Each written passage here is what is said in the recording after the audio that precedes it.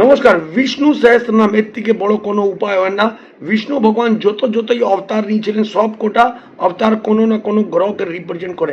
যেমনি ভগবান শ্রীরাম সূর্যবংশী ছিলেন, উনি যখনই অবতার নিয়েছেন সূর্য গ্রহকে রিপ্রেজেন্ট করে। কৃষ্ণ ঠাকুর চন্দ্রবংশী ছিলেন, উনি যখনই অবতার নিয়েছিলেন চন্দ্র গ্রহকে রিপ্রেজেন্ট করছিলেন। নরসিংহ অবতার যখনই নিয়েছেন তখন মঙ্গল গ্রহকে রিপ্রেজেন্ট করছিলেন। বুদ্ধ ভগবান যখন অবতার নিয়েছিল তখন বুধ গ্রহকে রিপ্রেজেন্ট করেছিল। বামন অবতার যখনই নিয়েছিলেন তখন বৃহস্পতি গ্রহকে রিপ্রেজেন্ট করেছিল। পরশুরাম অবতার যখনই করেছিলেন তখন শুক্রকে রিপ্রেজেন্ট করেছিল। কুম্ভ অবতার যখনই নিয়েছিল তখন শনি রিপ্রেজেন্ট হয়েছিল।